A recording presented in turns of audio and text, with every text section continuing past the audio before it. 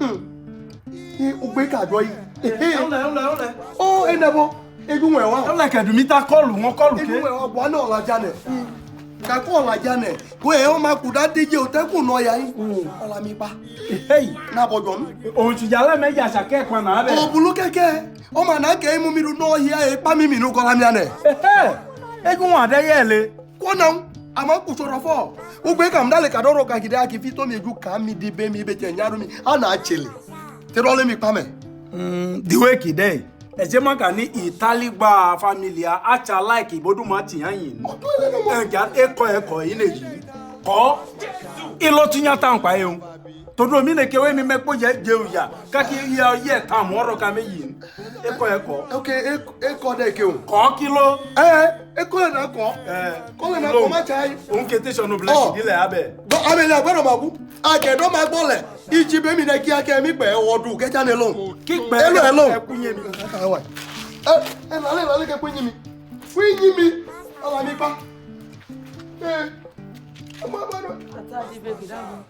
where the block came, he called me.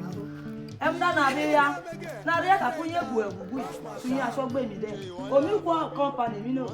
Okay, spy when I didn't know. She read who can put a Roman? Alafama, where we did gonna go me to go to Kajem. I don't mind. I'll make you a book. Hello, you get where you come, you mean, irregular to work, or let up again.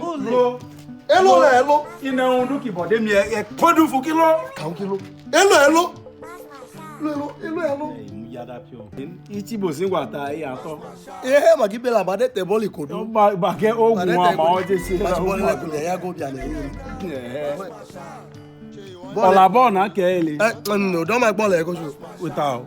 Wait, e don ma ni gbo ma ta. Ugbo, ona ko jade ju bi ka wo. Una ngeju, un don won na ngeju. Tali pe ata. Oja bibi ide pe go oko expire kuku. Ena ge go. Give me bottle le. Not be juju be that. Oneness. Yato. Over two. Ekide. Uma come já chama ele yato e. Ami o ko ama wo mi abacha ri yan. Awo eni keke me you e se ko mi. Keke. Ami keke so ya go keke na abacha ele. Keke dabon. Keke no e don ma go ma itade. Ojo mi ge go.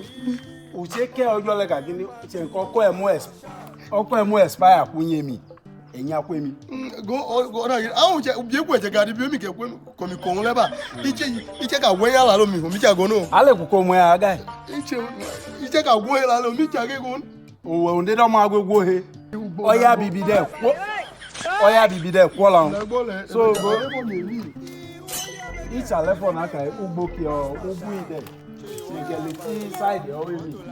Then everyone is there. But my lady.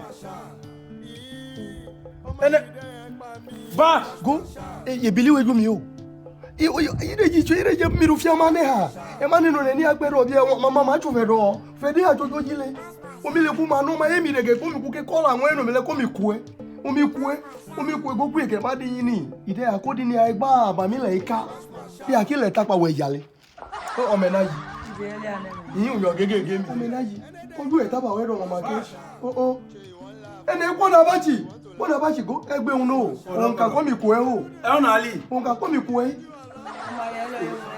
yìí ìwẹ̀ ìyàlẹ̀ wò ẹ̀gbọ́dà yín kú tẹ́mi ológun lẹ́ẹ̀tẹ́ yìí ẹ̀hún ti ẹ̀yìn ẹ̀ ẹ̀yìn yé mi ò rí lẹ́kọ́ mi kọ́ yé mi pé kàwọ́ ẹ̀rù mi tẹ́lẹ̀ ajá ìnáwó kẹ́kẹ́ ó èmi yàrá wetin do ye memi ojo kete mo ame emi ogun ni bracket ru ko ma ko ma de edu chen go o ma da go ko mi aguru kire no mi ko na ini ayin gan e da bi call mi ka ni me ya ojo ko e call e da bi call mi ku me ya wo e call agbin yo le de kida go o ni ayin gan wo e call kele agbin yo le e ne ne ju gogo ya du po ye fo yi ipo je re o na kele na ju fe de ojojo yi ọmọ agun ipo ya po ye fo kele ipo je mi wo we ro me we leun o mi rai ede on kele igbele mi alokojo jole mi we iko ye ti yen kamu nei o yi we agbin ye we eti di eme omi ma me eche po ne kele bia ene kele le we nu go je ne kele Jene kelen, emi na go kwa mi ewe ke po ma e won e do gwin ye.